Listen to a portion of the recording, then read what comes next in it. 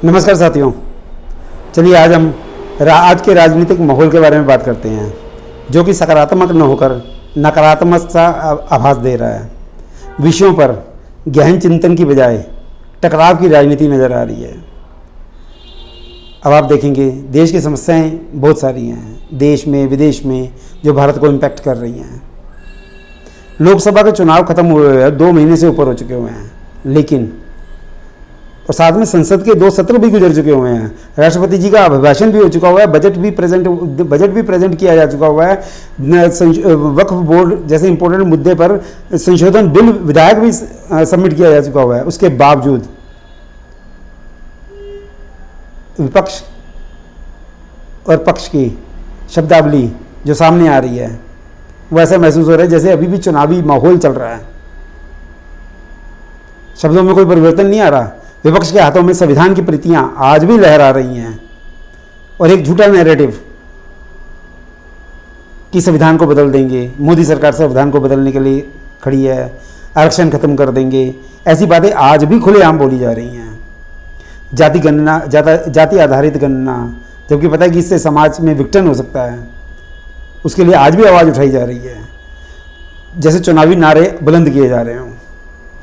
जैसे होता है ना कि चुनाव के स्टेज के ऊपर, मंच के ऊपर अगर कोई भी नेताजी कुछ भी बोल जाते हैं, वह चाहे झूठा है, सच्चा है, और बोलकर अपना चले जाते हैं। वही माहौल, वही शब्द आज भी संसद के अंदर प्रत्येक नेता उन्हीं शब्दों को प्रयोग कर रहा है, जिनका तथ्य से लेना, वैचारिक स्तर, जिम्मेदारी, जवाबदेही से रहित हैं शब्द बहुत सारे। सरकार के पास तो भविष्य के लिए एक स्पष्ट एजेंडा सामने नजर आ रहा है, जिस तरह सरकार घोषणाएं कर रही है, मगर विपक्ष देखकर लगता है कि इन्हें खूब मेहनत करनी पड़ेगी अपने आप को स्थापित करने के लिए जनता के बीच में। विपक्ष के पास 3 बड़े मुद्दे आए जिन पर कि वे अपने आप को स्थापित कर सकती थी, जनता के बीच में एक पहचान दे सकती थी। राष्ट्रपति जी का अभिभाषण, बजट पर चर्चा, वक्फ बोर्ड में संशोधन। मगर मेरे हिसाब से वो तीनों चूक गए हैं। जबकि यहाँ पर विपक्ष के नेता, प्रतिपक्ष के नेता राहुल गांधी को और विपक्ष के अन्य नेताओं को चाहिए था कि बजट पर, महामहिम जी के अभिभाषण पर चर्चा के दौरान में वे सिद्ध करते कि चुनावों के दौरान में उन्होंने जो आरोप लगाए थे वह बिल्कुल सत्य थे, उनका दावा गलत नहीं था, ये उनको सिद्ध करना था। लेकिन वे इससे चूक गए। देश की समस्याएं कई सारी हैं, उनको सामने रखना था, उनको अपने मैनिफेस्टो में दिए हुए वायदों से प्रूव करना था जनता के बीच में कि हमने जो कहा था उनसे इन समस्याओं का हल इस तरह से किया जा सकता है। रचनात्मक तरीके बताने चाहिए थे उन्हें, समाधान बताने चाहिए थे उन्हें, एमएसपी के ऊपर बात रखनी चाहिए थी। लेकिन उनको यह बताना चाहिए था कि सरकार जनता किस तरह से बजट के दौरान में अपने उन मुद्दों के ऊपर काम करने से चूक गई है। लेकिन वह सरकार के बारे में क्या बताते हैं, वे तो अपने मुद्दों को ही नहीं रख पाए।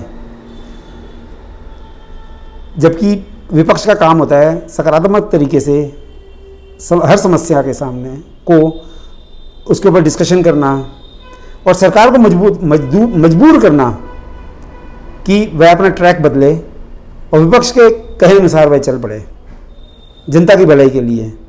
लेकिन ऐसा कुछ हुआ ही नहीं। वास्तविकता बिल्कुल उलट रही।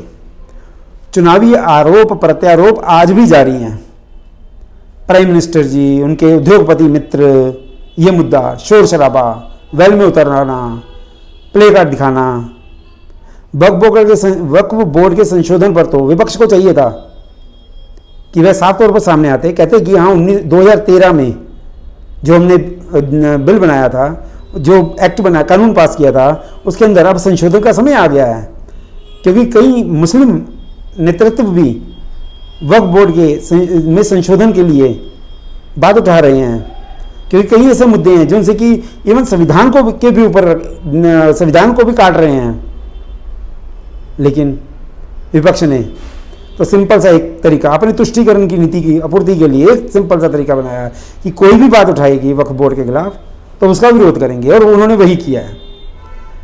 राहुल गांधी की छवि तो एक ऐसी छवि बन के उभरी हुई है कि मनमोहन सिंह जी के, उनकी अपनी कांग्रेस की सरकार होते हुए भी, यूपीए की सरकार होते हुए भी, उन्होंने मनमोहन सिंह सरकार द्वारा लाए हुए विधेयक को फाड़ दिया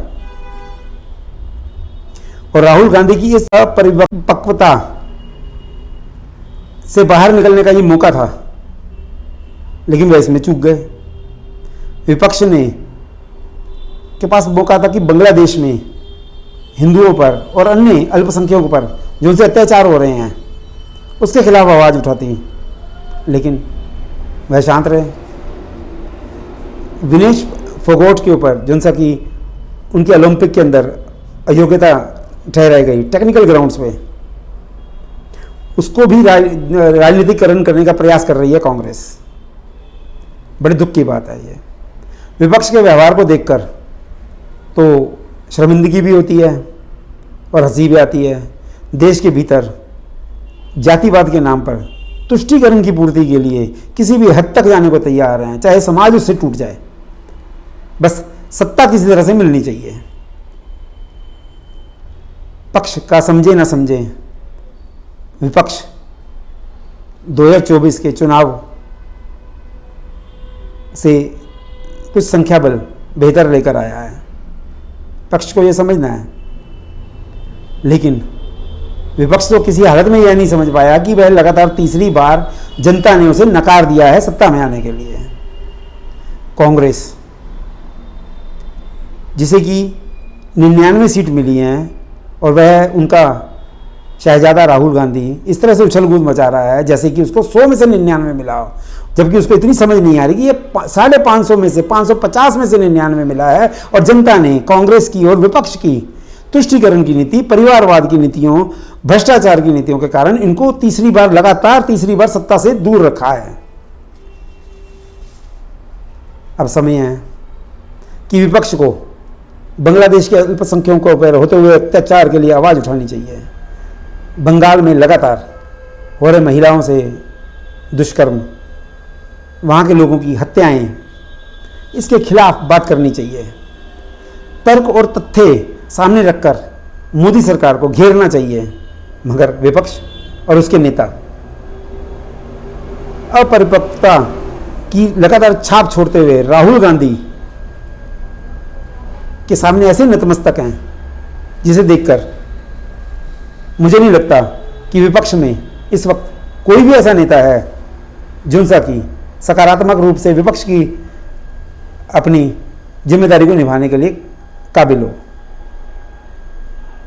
और पूरे विश्व में भारत का परचम फहराते हुए भारत को विश्व की तीसरी बड़ी शक्ति आर्थिक शक्ति बनाते हुए, राष्ट्रीय राजमार्गों का जाल फैलाते हुए 2047 में भारतवर्ष को विकसित राष्ट्र की ओर ले जाते हुए मोदी सरकार को घेर सके। एनडीए की मोदी सरकार ने तो मजबूती से चल पड़ी है। विपक्ष को भी अपनी सकारात्मक छवि को बनाना भी होगा, मजबूत भी दिखाना होगा, वरना विपक्ष के लिए मैं तो यही कहूँगा कि अभी नहीं तो कभी नहीं, ऐसी स्थिति बनती जा रही है। जय हिंद, जय भारत।